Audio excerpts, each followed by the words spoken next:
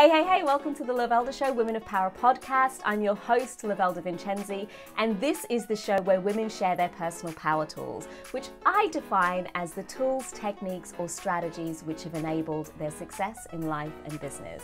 I ask all of my guests to be real, raw, honest, authentic, and vulnerable, dare I say. So this is a girl chat show like no other, where we really do dive into what it is to be a powerful woman, the real tools behind a woman's success. Now, if you're on this channel, do hit that subscribe button right now and hit the bell to make sure that you're notified when new shows are added. You can also subscribe to find us on Instagram, which is at Lovelda Show. You'll find all links that have been shared in the show in the show notes. And right now we're gonna hop straight over whilst I do a audio introduction before we jump into the full show. So let's get started. Hey, chicas! Welcome to the Lovelda Show Women of Power podcast, the show where women share their personal power tools, the techniques, strategies, and ways of being which have enabled their success in life and business. I'm your host, Lovelda Vincenzi, an international MC and host and female speaking business coach on a mission to unleash authentic, powerful female voices onto the world.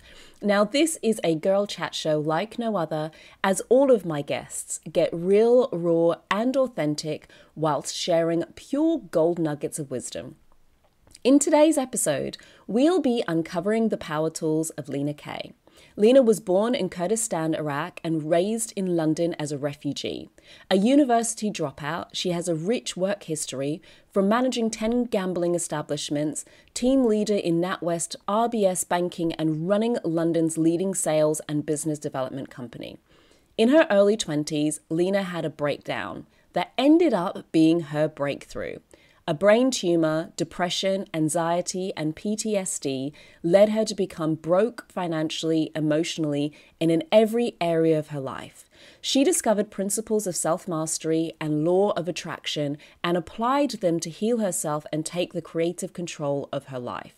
Lena now lives in the US, runs her own coaching and training business, and is founder of the International LK Mastermind Club and recently launched the Goddess Chamber. She is passionate about human development and empowering others to turn their vision, goal, and targets into reality. With over 2.8 million views on YouTube and over 5 million views on Facebook, Lena believes that social transformation starts with the individual. Well, in this episode, we cover how to prevail through challenges and the perspectives that will help you in 2021 make it the best year yet. Now listen, if you're ready to get paid more for sharing your expertise, please use the link in the show notes to download your free copy of my Speaker Marketing Blueprint, your guide to building the speaker marketing assets which will reflect your expertise and increase your speaker fee, regardless of if you are brand new to speaking or ready to level up your speaking career. You will also find links to all of my latest offers in the show notes. At the time of recording this episode, there are 2 offers still available: the Find Speaking Gigs Accelerator and the Nail Your Speaking Niche program. You can also apply to win a free speaker profile audit with me in our holiday draw. Details are in the show notes. Finally, all links shared by my guests will be in the notes. It's like the home of all the cool stuff, to be honest.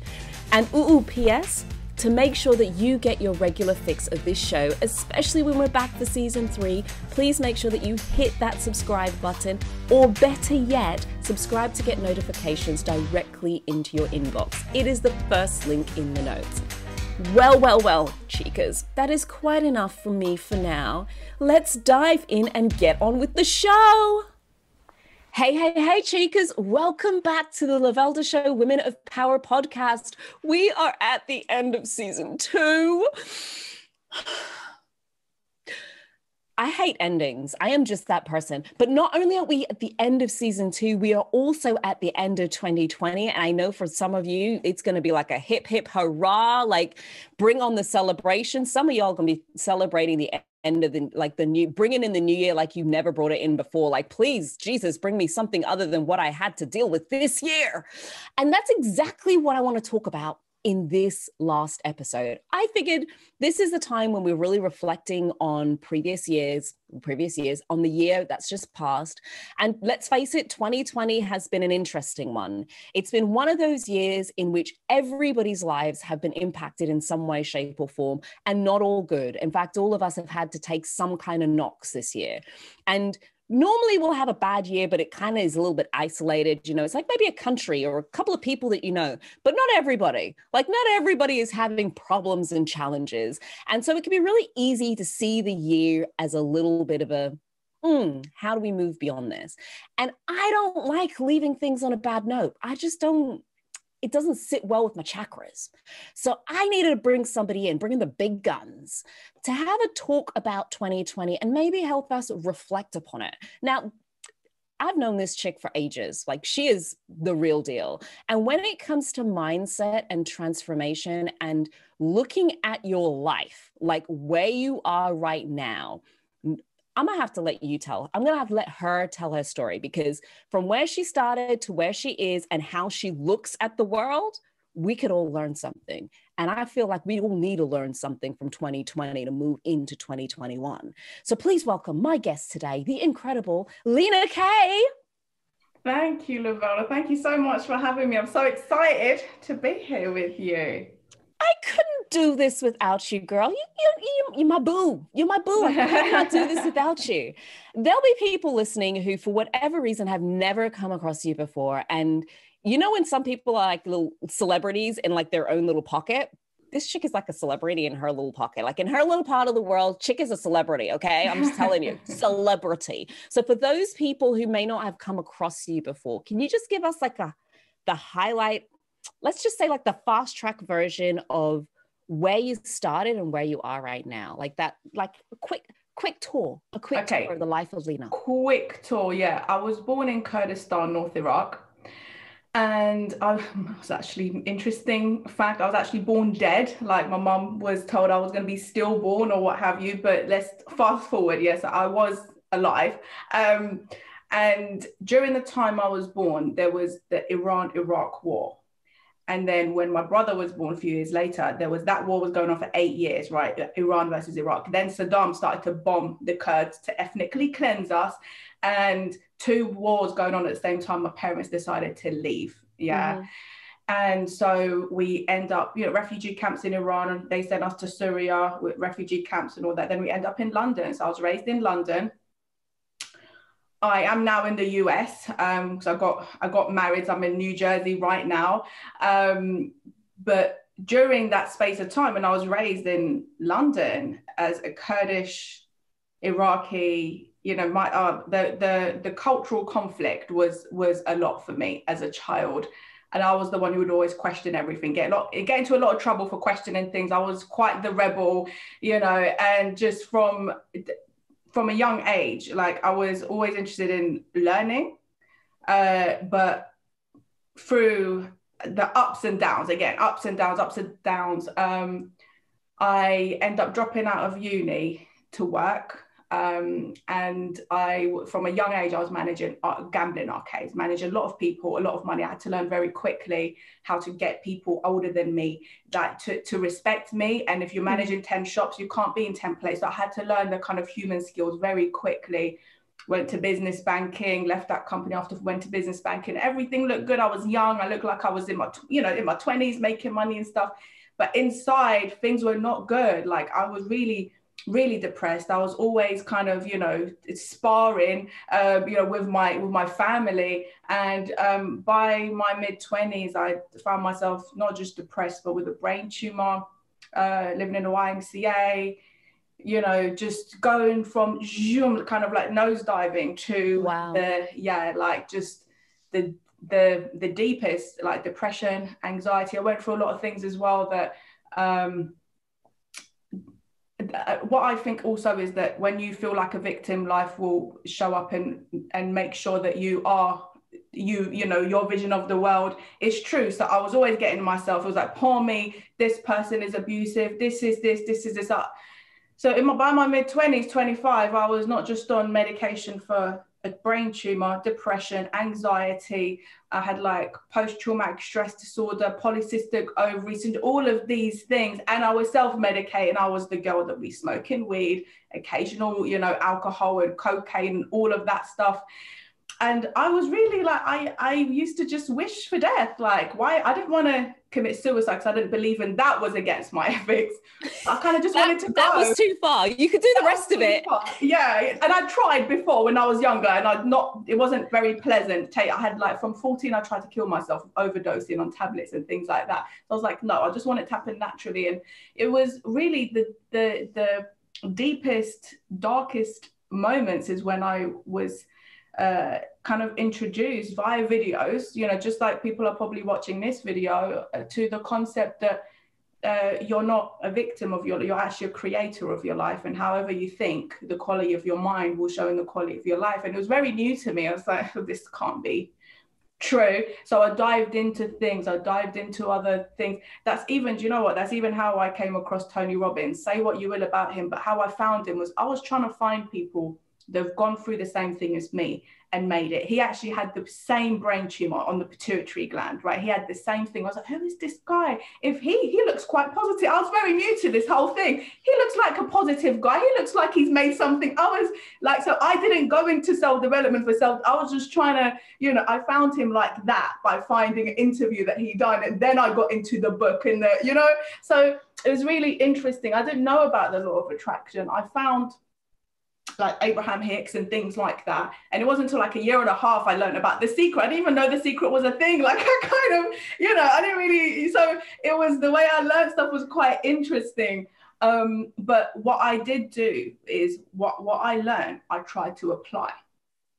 You got to try it. You can't just you know, so what I tried to learn, the more I'd learn about like neuroscience and people that had healed themselves through, you know, the different worse situations than me, worse stages of, you know, if it's cancer or depression or whatever it is. So I kept finding examples of people who've gone through it, and then examples in science, neuroscience, biomedical research and stuff.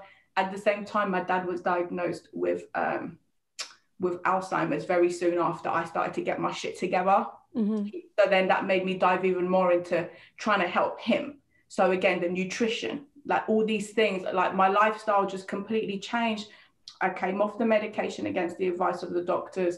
I came off the antidepressant, all of that. And through my lifestyle shift, the blood test showed within 6 months, I was able to do exactly what the drugs were intended to do for me chemically. Like, so they could buy blood tests, by numbers, like the number of this hormone was 950, now it's 500, but I've done that naturally without the drug. So it was, my life was like a scientific experiment for me. Same thing, polycystic ovary syndrome. I'm not a doctor. I don't know anything about this, but I would sit with an endocrinologist. I'll be like, what number is the testosterone and what number is it meant to be? And I would go and I would try and learn different ways, because it's like, as you improve from one situation, they're trying to put you on drugs from another. It's like, no. I know you're telling me this is the only way.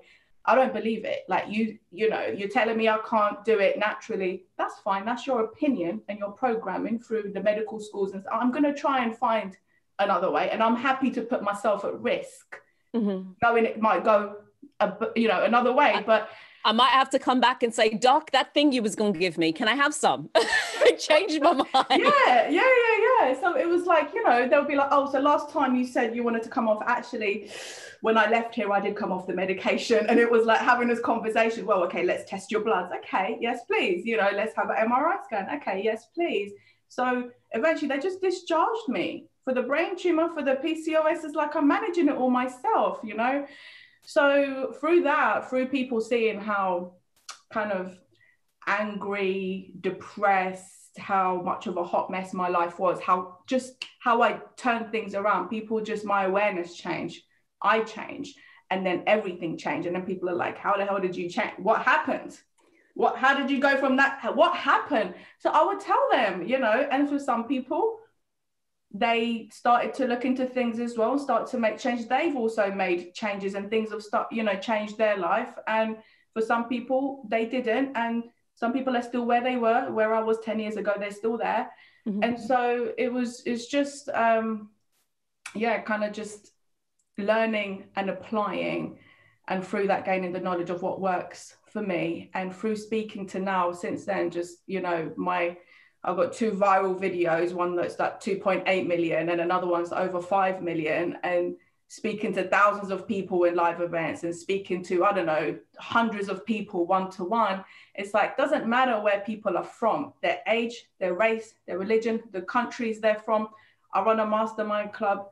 We have like people from over 20 countries, but guess what? The reason why certain things work is because if you're a human being, it's always the same things that people care about. They care about health, money, relationships. They want to be happy and healthy, and, you know, so it's always the same thing. And so whatever, as a human being, like, and I think this year, you mentioned, okay, it's 2020. I think there's never been a better year for people to look in the mirror, to look at reality, or what they thought is reality, what people thought is reality. The rug's being pulled, and it's like, hold on, this wasn't real. This isn't sustainable. There's no such thing as job security. I thought I had job security. No such thing, really. There's no such thing. So it's given people the greatest opportunity this year has been for people to self-reflect on who are they, what matters to them, what really matters to them, what do they want. How is that? I mean, divorces have gone through the roof this year because people have realized, I don't like the person I'm with. Like, and it's like, you know, divorces have gone through the roof. So it's giving people a chance to really see the consequences of the decisions they've made in life. How do they feel about it? And it's okay if they don't feel good, you can change it. But, you know, my life, like at the beginning of this, my business mentor, he was like, well, you thrive in adversity, so I think this is going to be good for you. And it was like, you know, because he knows when the survival thing kicks in for me, it's like, no, whatever happens, I'm going to make it. And as you know, Lovelda, look, my dad died in April. I was in America. I couldn't even go. Like, I couldn't even go to his burial. But I'm not sitting here saying it was the worst year. It was actually still, despite however many, we've had over 6 deaths in the family, I can still be here and say, you know, it's been one of the best years in terms of self-awareness, living my truth, taking risks. You know, it's been the best year of business-wise grown. Yeah. Best year ever in business. Oh, but I've lost my dad. And everybody, there's going to be ups and downs. So what I always do with my clients, let's take a look at the year. What did go well? What didn't go so well? So you have a balanced perspective. People are very big on like the micro of their life, like how they feel right now represents the whole year. No, it's not true. No, let's look at the macro. Let's look at the wider perspective. And so, you know, through many things I've been through, like I've just got to this stage where it's like, whatever happens outside of me, I still get to control what's inside of me. And what's interesting about that is whatever's happening in the collective reality, whatever happens within me is what my perception of my reality and what I end up creating is still kind of on me. You know, there's always still things you can do. Okay, we're in lockdown, but your spirit can't be in lockdown. Your heart can't be, your mind can't be locked down, you know? So it's like, I don't know if I answered your question or just completely just went off on a tangent, but girl, it was a little bit of both. Was about my story. I'm sorry. It was a little bit of both, but I'm loving you for it because I think what it demonstrates is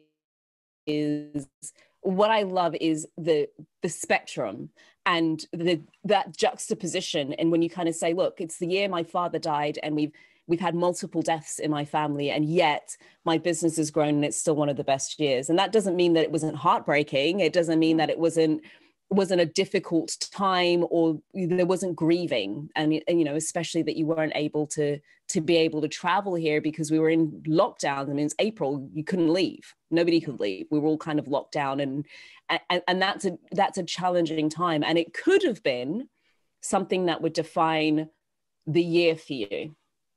Right? It could have been that thing that has you go, you know what? It was a tough year, and you've been through a lot. But to lose a parent it's no joke. That's not a light matter.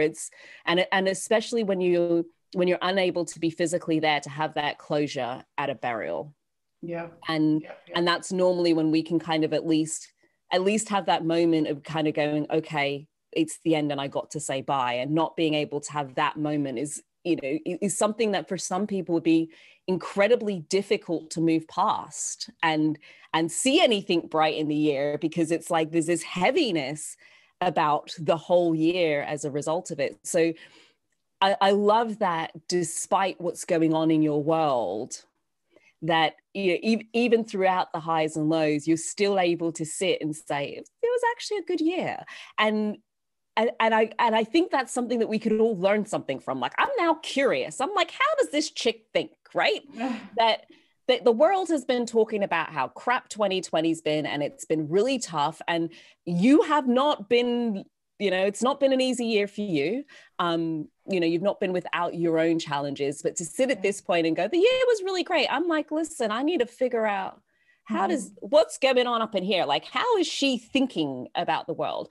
So what is it that you think, for those people perhaps who have experienced grief or a divorce or some sort of the proverbial rug has been pulled from underneath them this year, and, you know, perhaps there's this kind of weighty, heavy feeling they just want to leave in 2020. What can you suggest? Like, is there something that we could do? Is there an exercise we could go through that might help us to have that switch that you had those years back when you were in your 20s that helped to transform everything? Not to say we go from feeling doom and gloom to automatically going, oh my God, it's amazing, you know, but that would help to turn the tide of thought such that more people could live in your happy vibe and you're not even on anything. No, I'm not. That was one of the beautiful things. Like, I can feel the best without anything, without, you know, I don't smoke anymore. I don't drink. I don't, you know what I mean? I might have an occasional drink with my mother-in-law, like once or twice a year, you know, literally.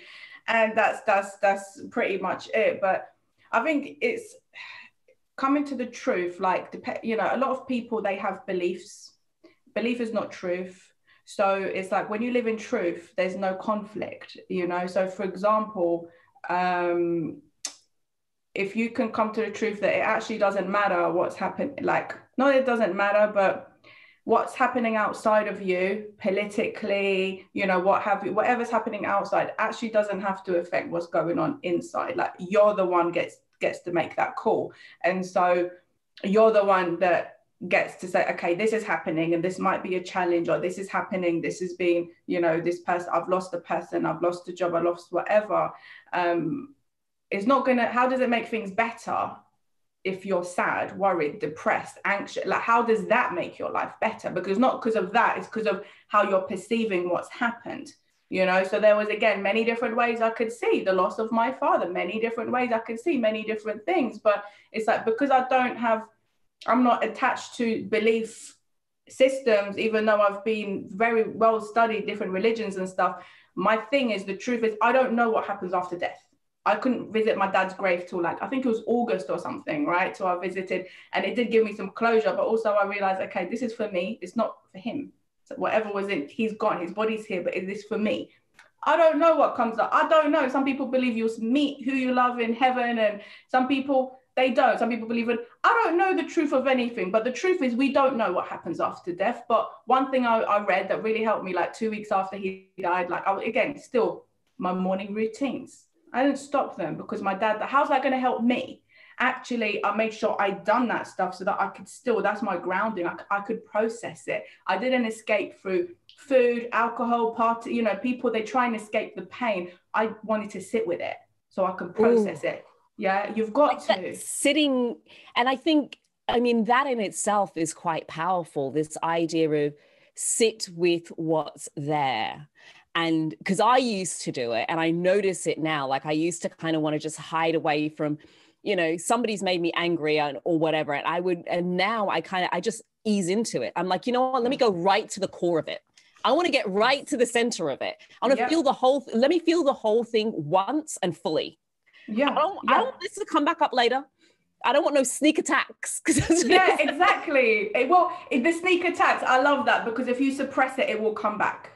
If you just deal with it, it doesn't have to come back. Like, if you sit down, like, if I get angry, I don't want to live my life angry. I'm human. Like, you know, someone pissed me off yesterday. So I had to sit down with it's like, hold on, my piece is a bit rocked. I sit down with my journal. I write that stuff because I want to examine the quality of my mind right now? How have I perceived this thing? So then once I sit with it, this is how I feel, this is what's transpired, what can I do to prevent this in the future? Like, and I will just write it through. And now it's like, I don't feel angry today. I haven't carried that on. Like, for me, is how you feel emotionally is the quality of your psychology, and that's going to lead into your emotions. That can impact your immune system. That can impact everything, how you treat someone that you love because someone else has made you up. So it's like, no, that's not, how does that help anyone? As a human being, how does that? You just like, how does it help? Like, how does it help? And I don't think it's something we think of. It's almost like we're in autopilot reaction, like that fool over there and this, but how does it help the situation to be angry? Like, how does it help it to get depressed? How does it actually move it forward?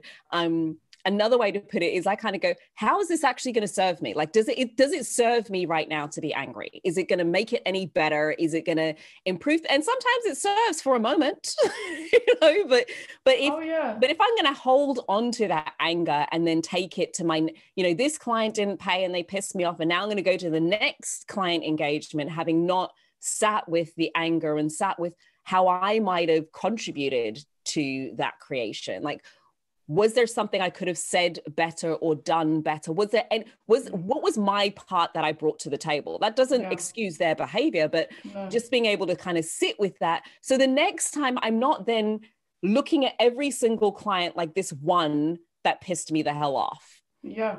Also, it's sometimes things that don't like happen in the way you want, or something, challenges and stuff. I always look at what's the lesson here? What can I learn here? And sometimes that lesson helps me to set myself up so that either it doesn't happen in the future, or if it does happen, I'm emotionally, I'm good. Like the quality of my mind has strengthened. So the same situation will never bother me like that again. But people try and escape from it rather than dive into it. Why am I feeling like this?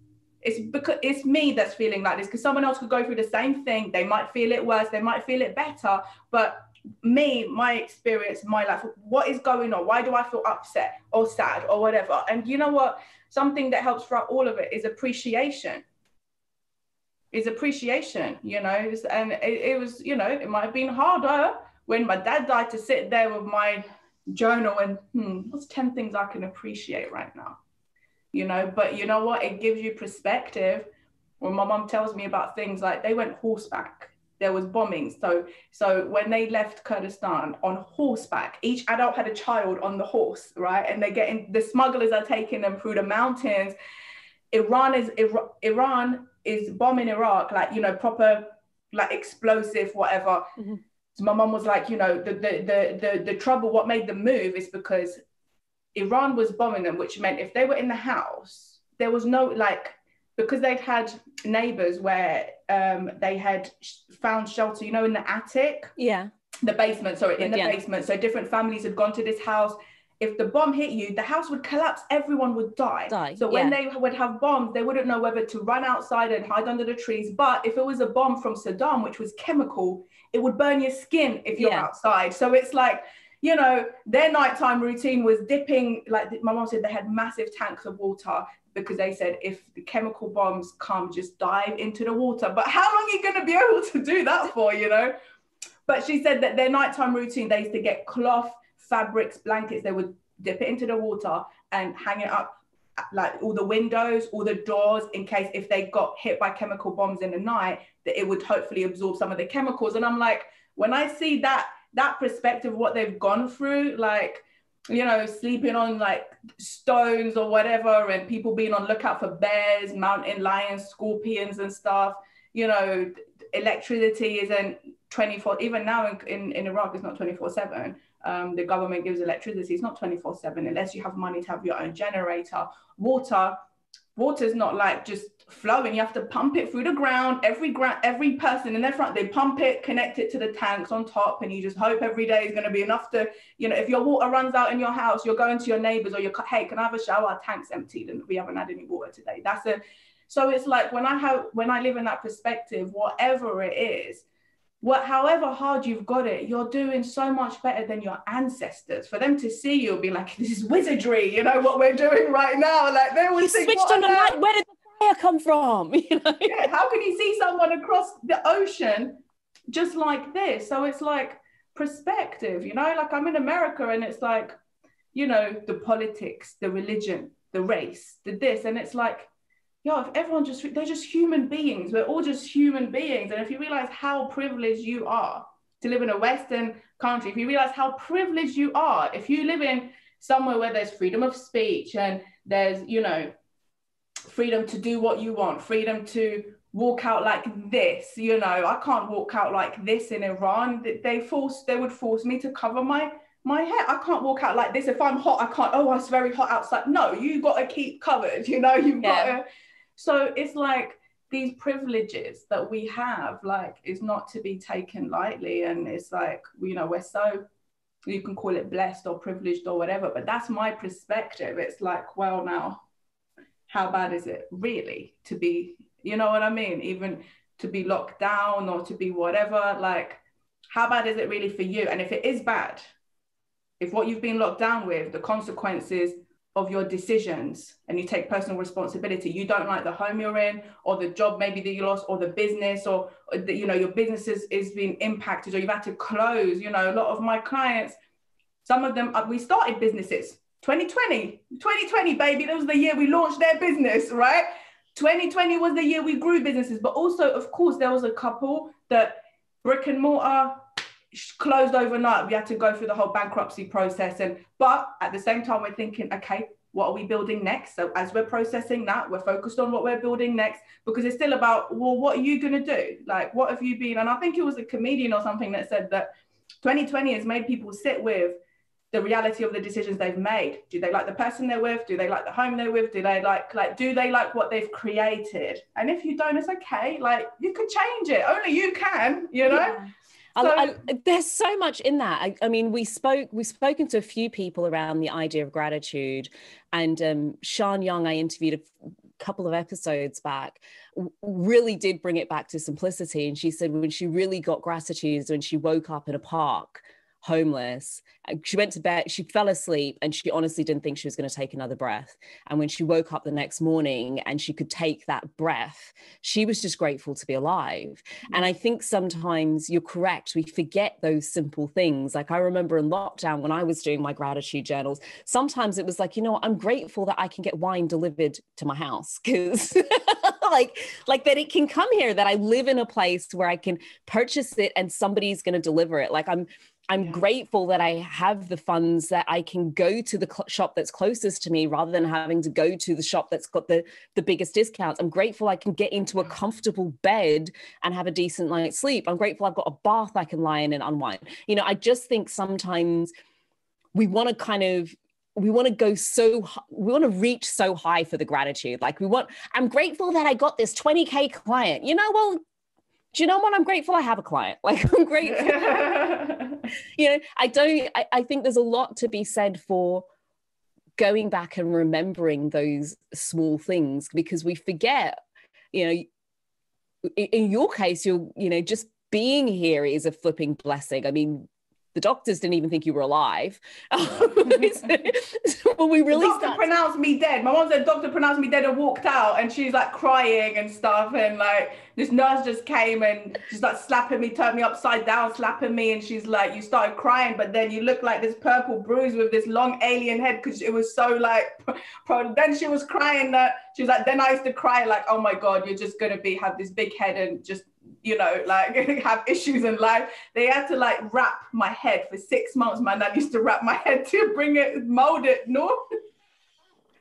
There's not all these stories, but like that lady that you interviewed, man, listen, if you're alive, if you're watching this, you're alive, right? So it's like, isn't that something to be thankful for? If you can breathe, if you can, you know, like if you can breathe on your own, if your heart is working, if you have, you know, if your hands are working or whatever. And even if they're not, if you're disabled, but all you've got is your eyes, that's still something to be thankful for.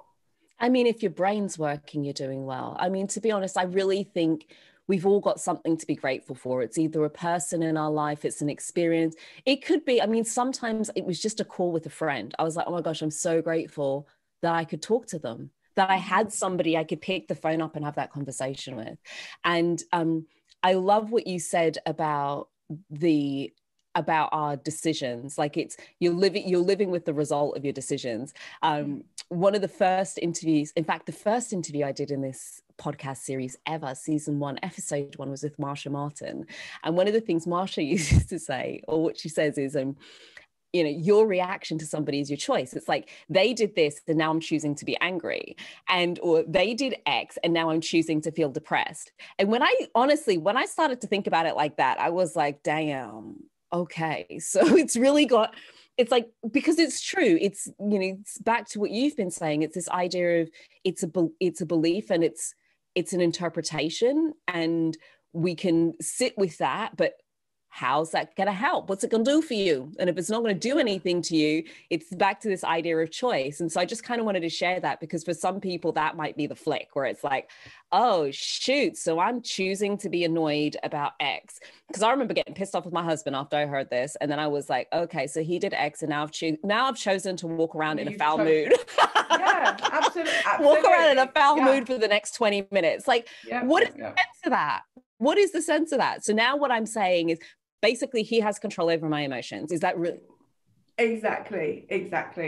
I need to sit with this for a moment. Oh, girl, so much in this, like so much in this, and such a beautiful way to kind of philosophically reflect on the year, and maybe to change some of those perceptions that we might be having. I mean, I'm getting reminders as well. Like, I hit a point in the year where I was like, I actually sent an email out to my list saying I am done with buying into this idea that 2020 was a shit year. Like, I am actually done with it. I'm over it. Like, you are free to call me out if you hear me say that again. Like, so now what I say is, yes, it's been challenging and it's been unique.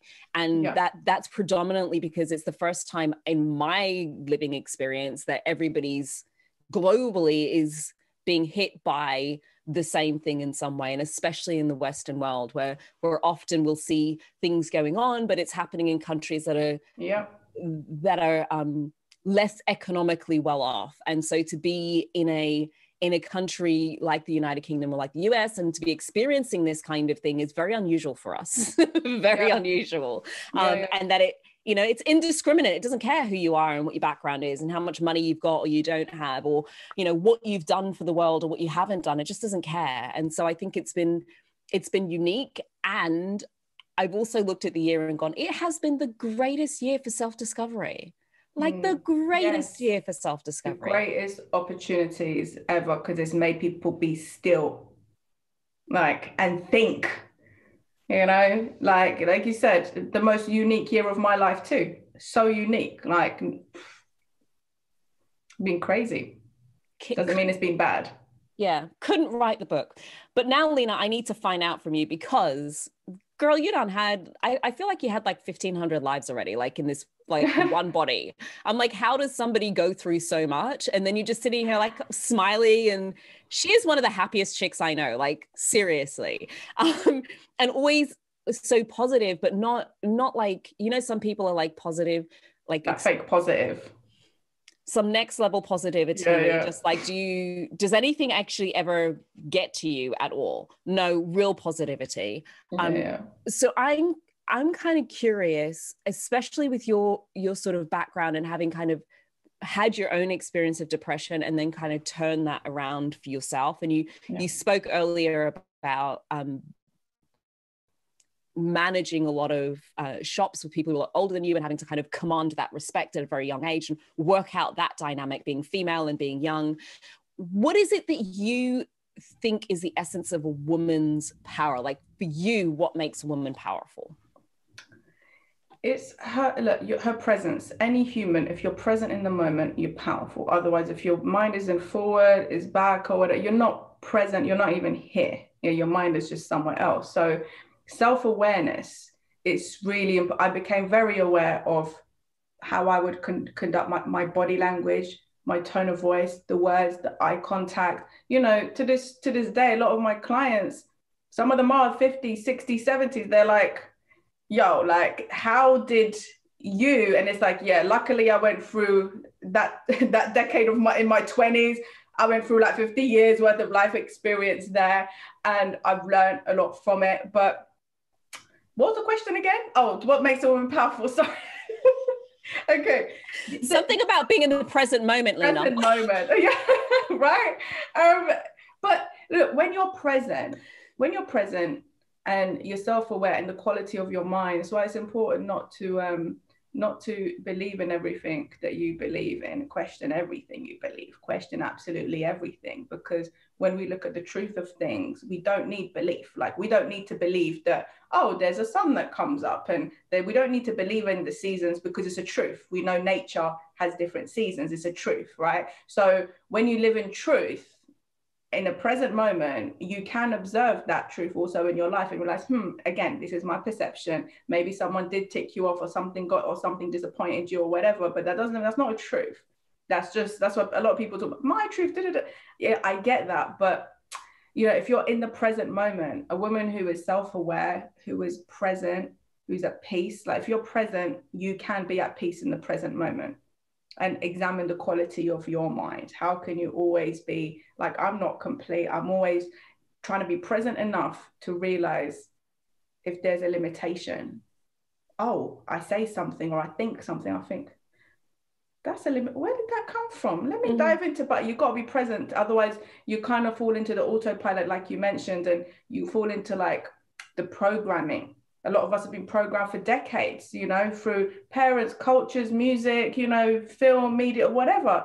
So it's like, if you're not present enough to catch it, when you live like the old self, if that makes sense. So who you were yesterday, I'm not the same person I was yesterday, because I'm here today. I'm present, you know. So with that presence comes power, because you get to decide, who am I? Again, back to the, like you said, choosing your emotions. Who do I want to be today? What do I want? What moves am I going to make?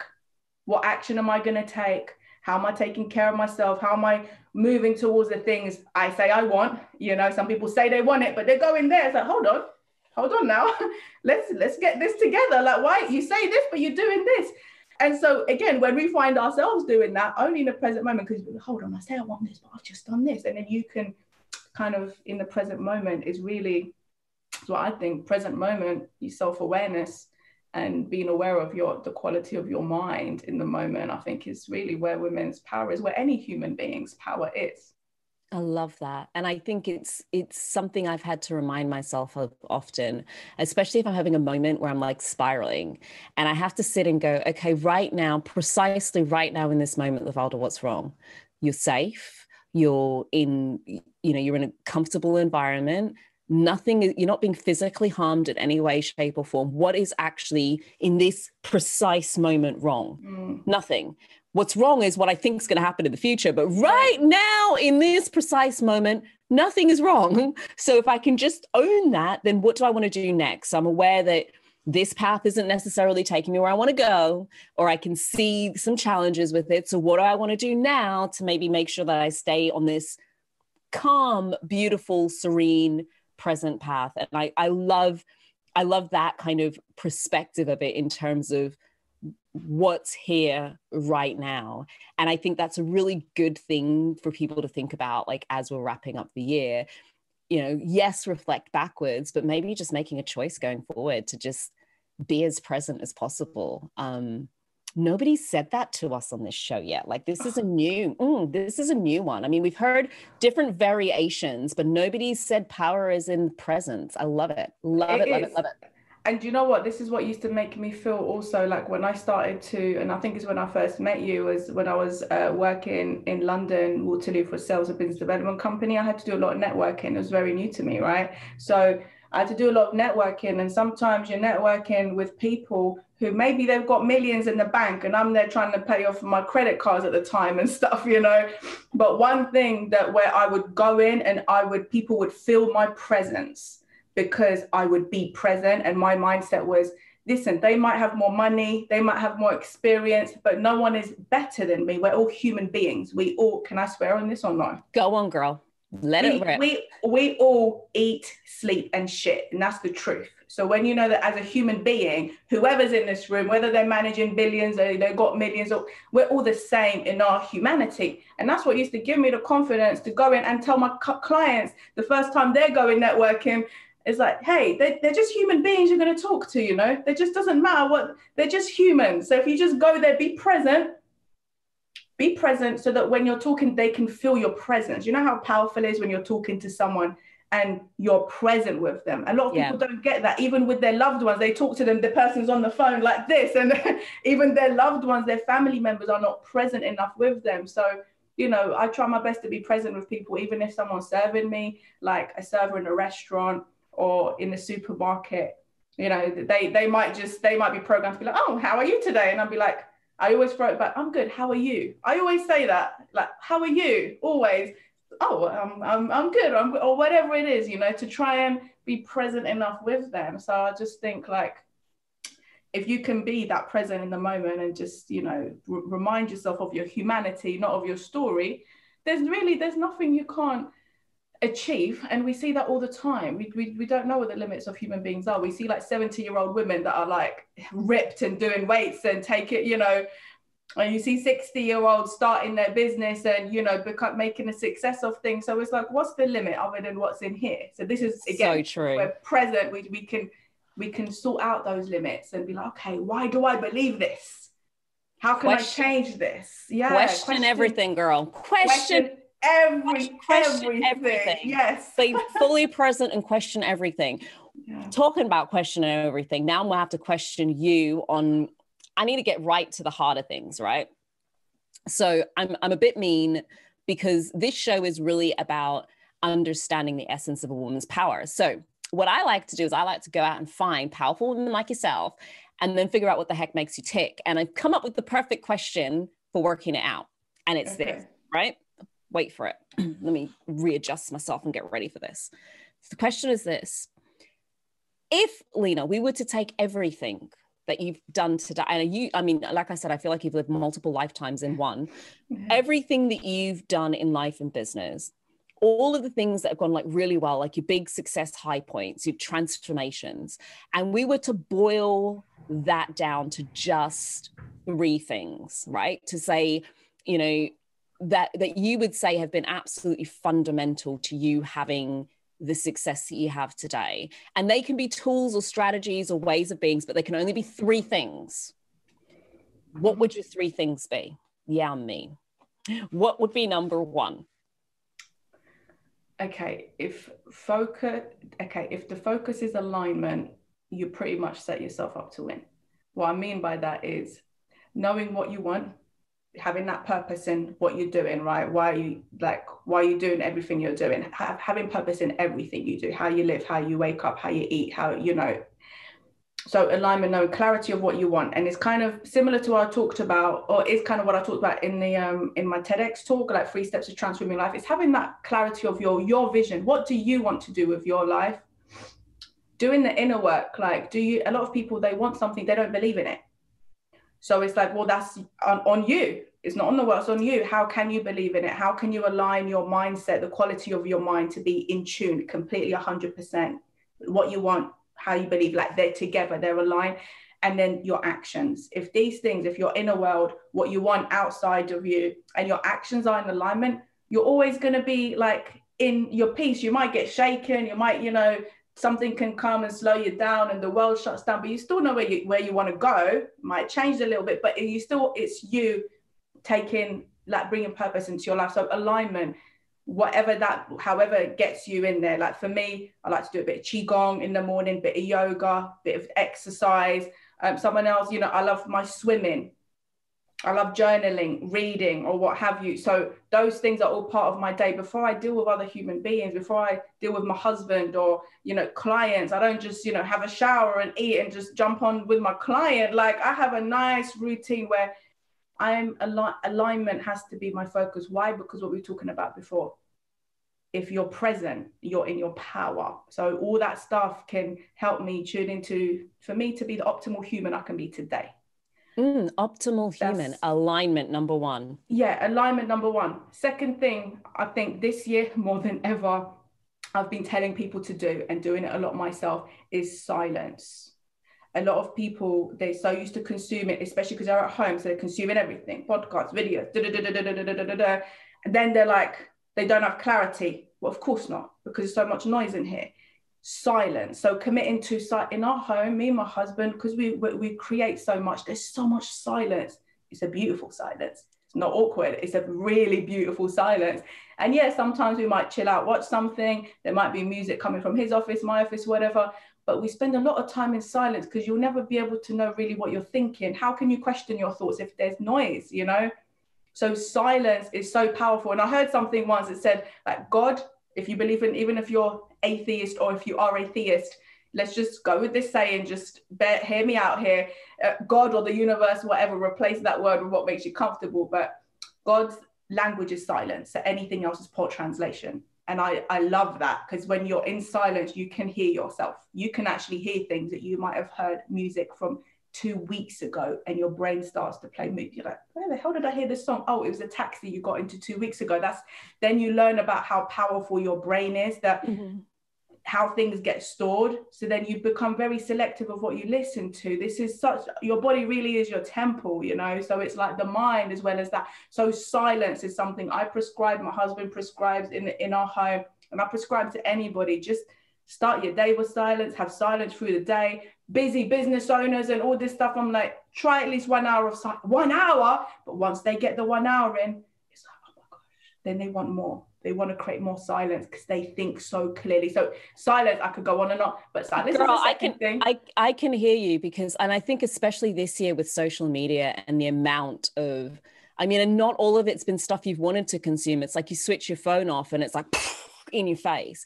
And one of the things that I started doing in the morning is I would take, I didn't quite get to an hour. Normally I end up being about an hour, but a minimum of half an hour before I'd look at my phone in the morning. So I'd just get up and I'd make my coffee and I'd do some journaling. And if I have anything on, it's like ocean waves or some sort of meditation music, just something that's going to be like kind of light and airy. And I just allow myself to ease into the day and to choose my day rather than to kind of slam into it and go, shit, what's here? You know, what have I got to deal with? And I found that for me, it would often be where I'd be like, oh, like a whole email might just like pour out of me that I was going to send out that day. That was just perfect. Or a problem that I've been having for like 3 or 4 days that would get solved in that moment. And I think that there's this myth that we just need to be busy all the time. So I love that you prescribe silence. And I think it doesn't necessarily mean that you switch off your emails and everything forever, but just go for a walk in nature for like half an hour and get some fresh air and just being with your thoughts. Sit with it, just sit with it and see what emerges. Beautiful. Absolutely beautiful. Take it into 2020. Do you know what? Just try it for January. Maybe take it as like a January challenge that you could give yourself, that every day in January, you just give yourself this space, maybe to be grateful. I mean, there's so much you could do with the time. Yeah. So you know, it's been, I'm going to call you Dr. K. It's been prescribed by Dr. K that you need moments of silence. My family call me that as well. It's so funny. Yeah. And because I have like clients and stuff that are doctors and nurses and stuff too, from like different countries and stuff. So it's like, yeah, and I end up prescribing things for them, like, you sound a bit mucusy, like, can you increase your alkaline? And I'll tell, like, because I can hear it, like, and through the, and they don't argue because they know the science, they know, but they just got themselves too busy for their self-care. But like you just said, the third thing actually, which is nature. If you spend time in nature or just observe nature, it will tune you into your highest nature. Because we're part of it. Everything else apart from nature is an illusion. It's something created by human beings. Like, it's not actually, like, as a lot of people are realizing this year, a lot of things are not real that they thought was real, that was stable, that was their true reality. No, it's not.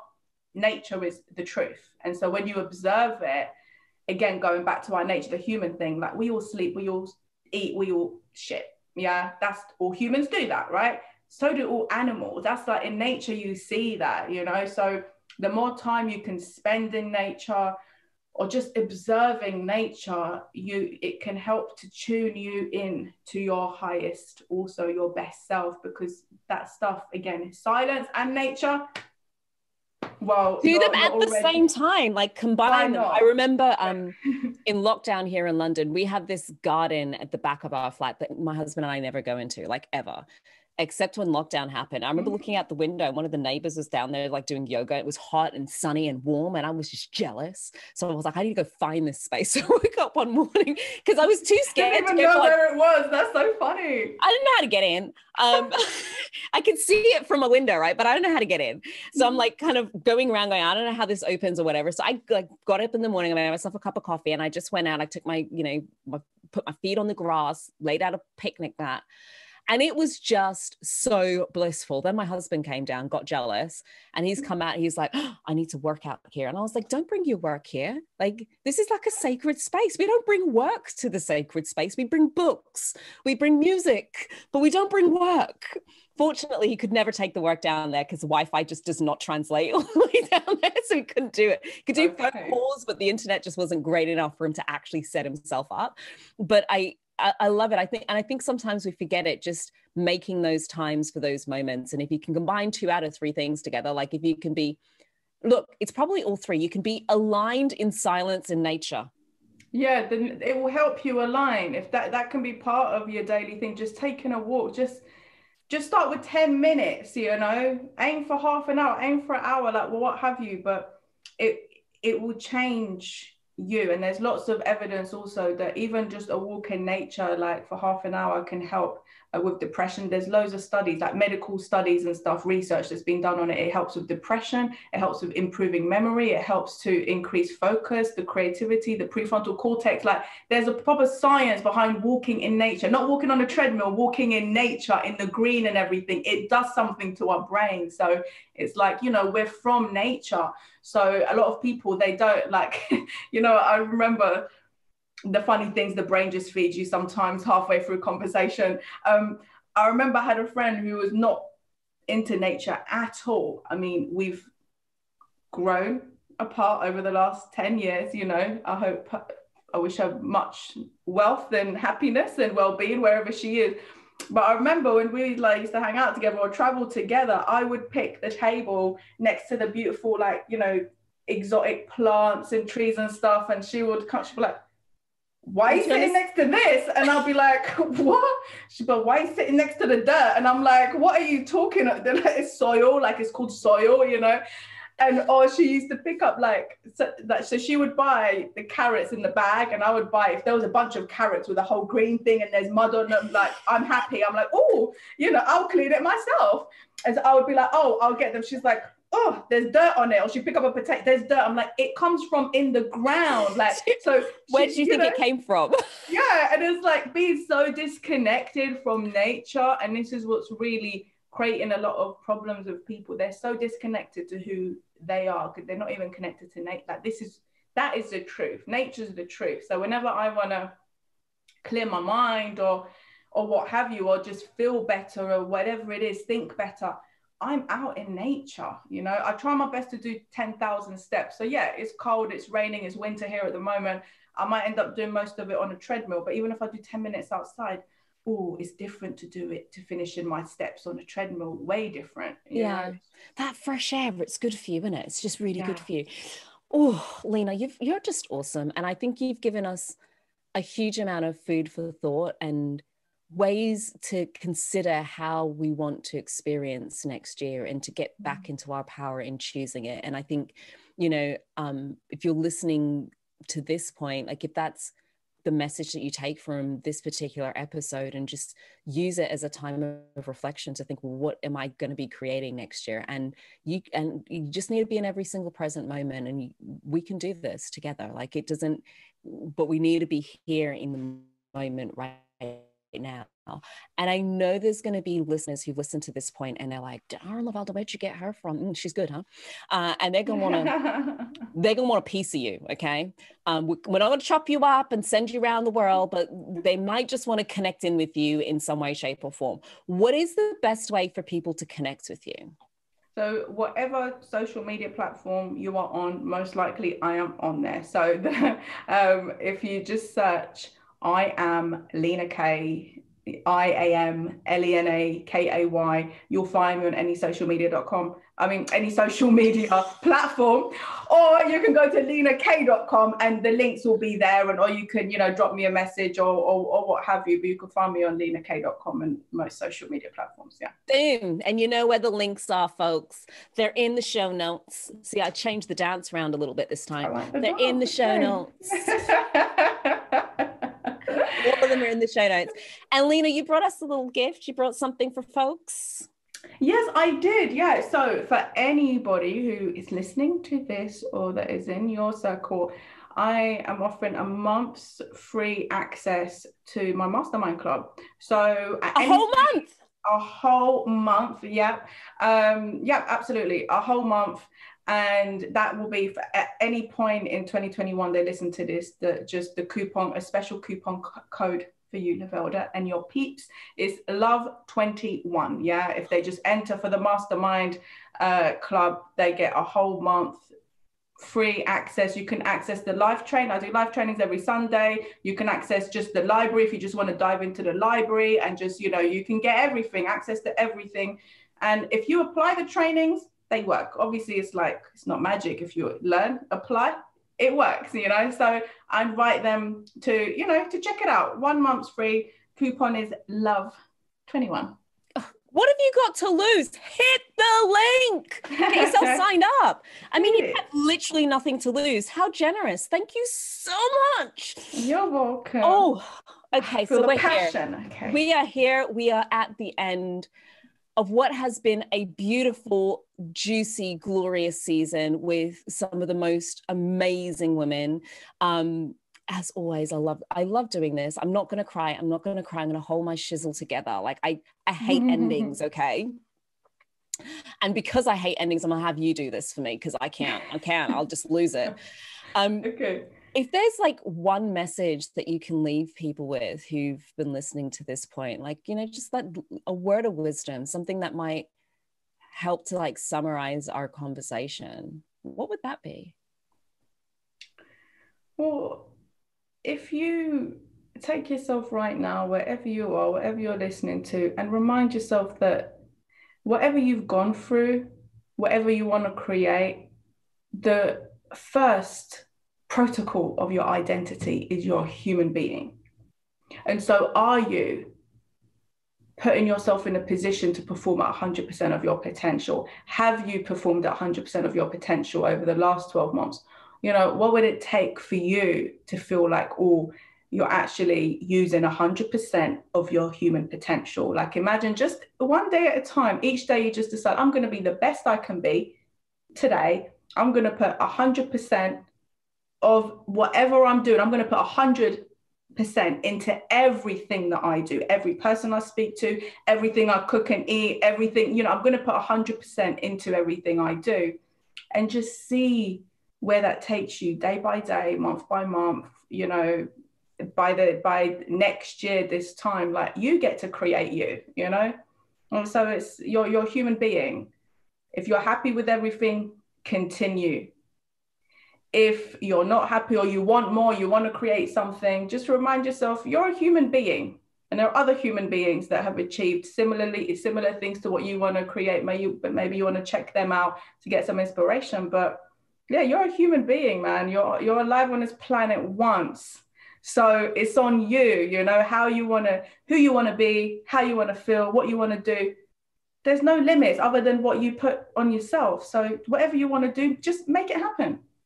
Boom. Whatever it is, no limits apart from the limits that you put on you. And I think that is such a beautiful place to wrap up this year, and such a beautiful reminder to us to reflect on what has the year revealed to us about the decisions and the choices that we've made. And I love the way that you said that. That's going to be my reflection point for 2020. How has the year reflected my decisions back at me? I'm the wanting to make some new, better decisions maybe in 2021. We'll see. Lena, you have been absolutely exquisite. Love you. Oh, thank you so much. I love you too. Today. Thank you so much. I've had so much fun. Thank you so much for having me, Lovelda. It's been really, really cool. Girl, you is the best person to help me wrap up 2020. I'm not even going to lie. So if you're out celebrating tonight, or if you're watching this in the new year and you are ready to take your 2021 to a whole new level, please do it. Remember, it's all down to your choices and your decisions. All the links to the show are in the show notes, and make sure that you check that button right at the top of the show notes to get yourself added to the mailing list so you know when season 3 is out, because those folks get to find out first. And if you haven't subscribed, go subscribe, binge watch all the rest of all the previous seasons. Until next time, my gorgeous, beautiful beings, you've been listening to The Lovelda Show, Women of Power podcast. Love you, chicas. Ciao.